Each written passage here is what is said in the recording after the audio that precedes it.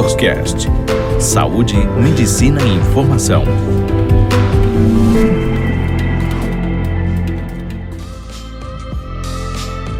Olá pessoal, tudo bem? Aqui quem está falando é a doutora Karine Cunha, eu sou psiquiatra e hoje eu vou falar sobre os impactos emocionais na quarentena.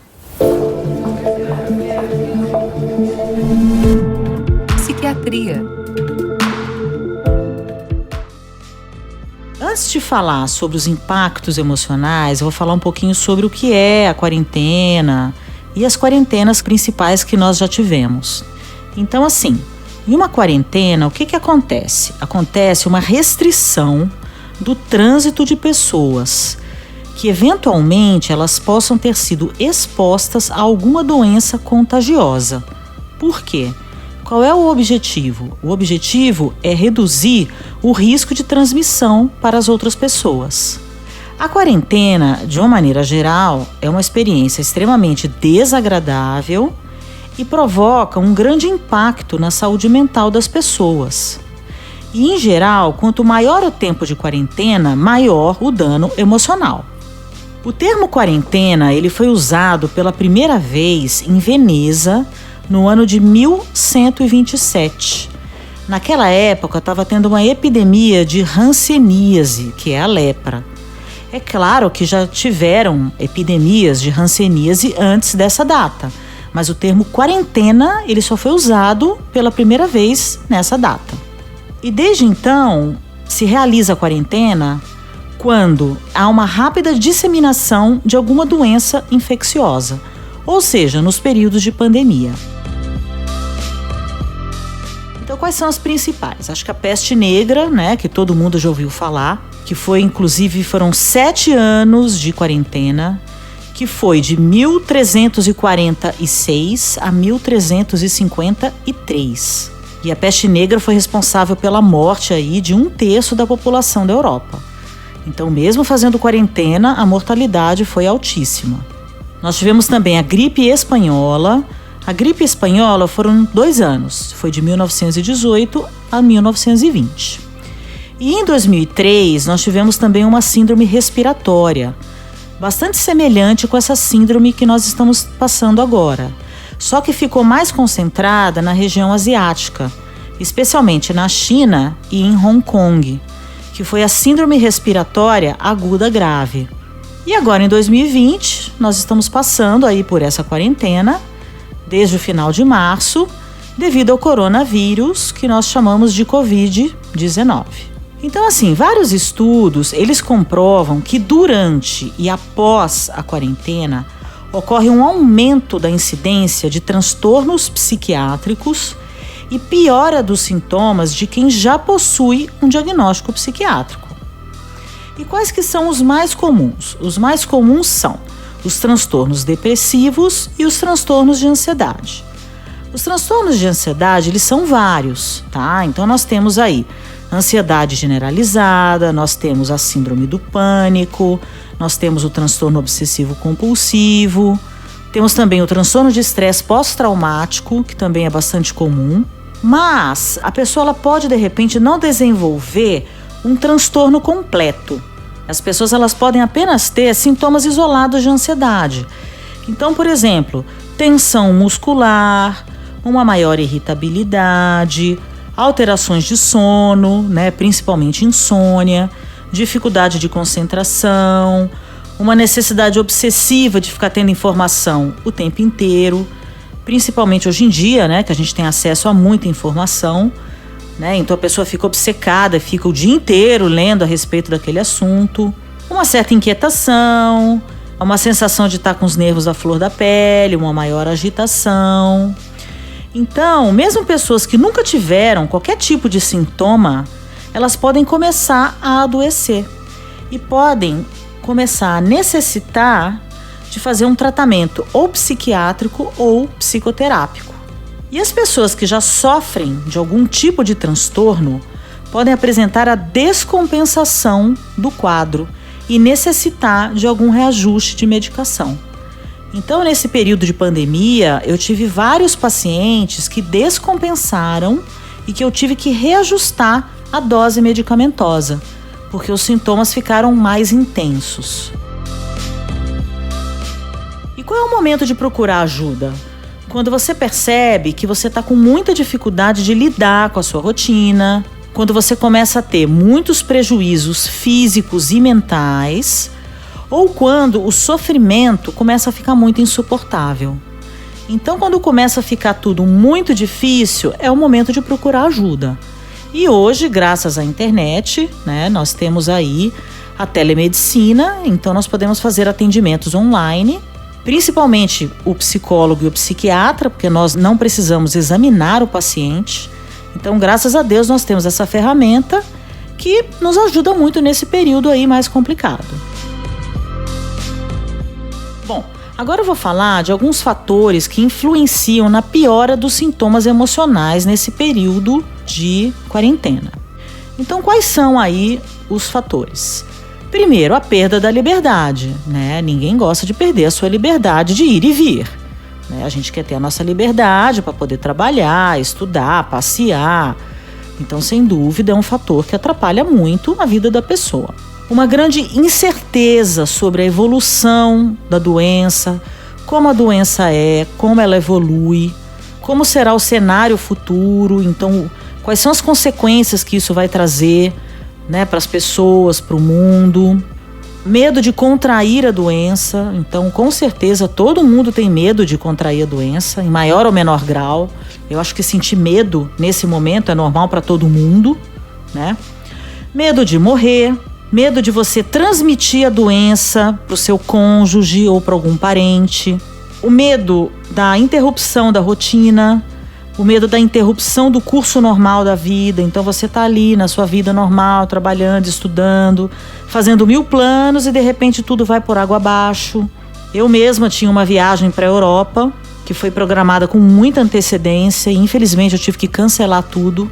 Então eu tive o prejuízo financeiro, além da frustração. Enfim, as dificuldades financeiras, eu acredito que muitas pessoas estão passando por dificuldades financeiras. Muitas pessoas perderam o emprego e muitas pessoas têm medo de perder o emprego. E, consequentemente, o medo de não conseguir pagar as contas. Porque, com certeza, as contas elas não atrasam, os boletos eles estão ali chegando e a pessoa tem que dar um jeito de conseguir pagar suas contas, Outro fator, a redução do contato físico, do contato social com outras pessoas. Então a gente sente falta de ter um contato físico, de interagir com as pessoas, de sair, ir num barzinho, bater um papo, ir num restaurante. Outro fator, a falta de acesso a atendimento médico regular.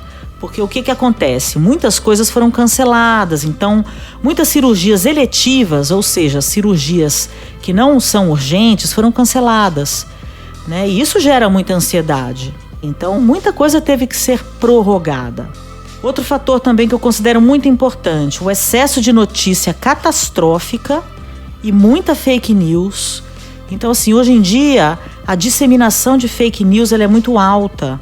E as pessoas elas recebem aquilo, elas ficam apavoradas e elas começam a retransmitir aquela notícia sem ter a certeza de que aquilo é verdade ou não. E você liga a televisão e você só vê catástrofe. Então eu acho que isso é um fator que também influencia demais aí nessa proliferação de sintomas de ansiedade. E a própria falta de transparência da verdadeira gravidade da situação. Então, o que a gente percebeu? Que as notícias, elas estão muito contraditórias. Tá todo mundo perdido, Eu acho que até quem lida com a doença, até os próprios médicos, os próprios hospitais, os ministros, Os ministros da saúde, houve uma troca aí muito grande de ministros da saúde. Então, houve toda uma confusão. Eu acho que todo mundo ficou extremamente perdido. Então, a ansiedade, ela com certeza aumentou para todo mundo. E quais são aí os sentimentos mais aflorados devido às incertezas aí da pandemia? O medo, como eu já falei, Esse medo aí pode ser medo de várias coisas. Uma dificuldade de lidar com todas as limitações, que são várias. Sentimentos de raiva, sentimentos de tédio, de ficar em casa sem fazer nada. Muitas pessoas conseguiram fazer trabalho em casa, fazer home office. Mas muitas pessoas perderam o emprego e ficaram simplesmente sem ter o que fazer. Sentimentos de solidão, a ansiedade, como já falei, frustração, muita insegurança, muita impotência. Então, assim, é uma situação que a gente fica impotente porque a gente não tem o que fazer. Ninguém tem o que fazer, ninguém sabe o que fazer, né? E, obviamente, muita preocupação, muita angústia, enfim, de uma maneira geral, sentimentos aí bastante negativos. E alguns estudos, eles evidenciam o quê? Que o profissional da área da saúde, principalmente aquele que está na linha de frente, eles têm muito mais sintomas, né? Então, eles sofrem muito mais ansiedade, raiva, medo, frustração, muita dificuldade de lidar com toda essa situação. Imagina você ver várias pessoas morrendo todos os dias, né? Sentimentos de culpa, tristeza, além de um maior medo de infectar outras pessoas e de serem vistas com preconceito, né? A gente ficou sabendo até de casos de profissionais que foram agredidos pelo fato de trabalharem com pessoas doentes. E quais são as atitudes individuais que a gente pode fazer para poder manter a nossa saúde mental durante a quarentena e durante essa pandemia? Eu acho que o principal é se manter sempre ocupado, seja fisicamente, seja mentalmente. Por quê? Isso traz uma organização emocional. Por exemplo, estabelecer uma rotina bem definida. Para quê? Para você perceber que você domina a sua vida, você domina o seu tempo e você faz as suas próprias escolhas. Então, definir claramente horário para você trabalhar, horário para você dormir, horário para você acordar, fazer as tarefas que são possíveis de serem feitas para a pessoa se sentir útil e se sentir produtiva, encarar que as atividades domésticas, elas são um trabalho. Então, assim, é chato? A gente não está habituado, mas a gente teve que se adaptar a essa nova situação. Outra coisa, ler livros, então aqueles livros que você sempre quis ler e nunca teve tempo para ler, ouvir músicas, assistir filmes, assistir séries, de preferência séries mais leves, né? Dar aquela faxina na casa, então assim, arrumar aqueles armários de roupas. Eu, por exemplo, arrumei todos os armários da minha casa e assim, foram 4 sacos que eu consegui juntar e doei para pessoas que com certeza vão utilizar e que eu não uso mais. Arrumar aquela papelada que você junta, aquele monte de coisas, né, de trabalho, CDs, enfim. Praticar jardinagem, praticar artesanato, buscar atendimento profissional online se necessário, né? Isso só nos casos aí mais graves. Procurar alimentar-se de forma correta, dormir bem, fazer exercícios, né? Claro, se possível.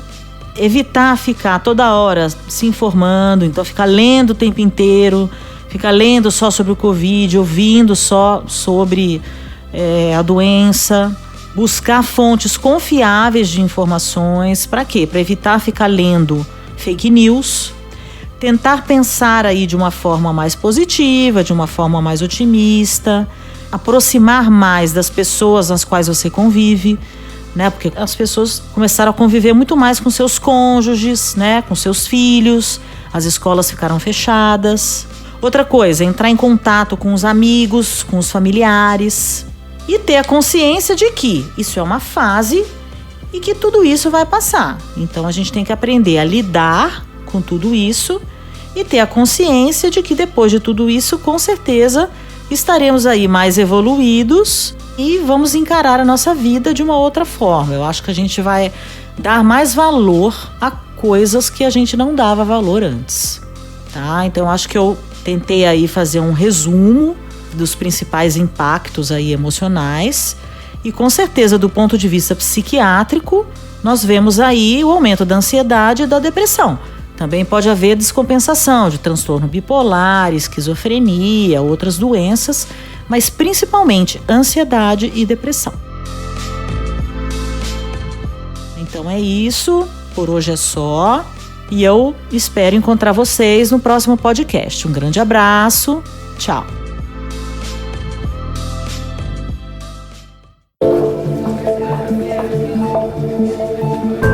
Você ouviu Doctor's Cast, o primeiro portal de saúde e medicina em podcast.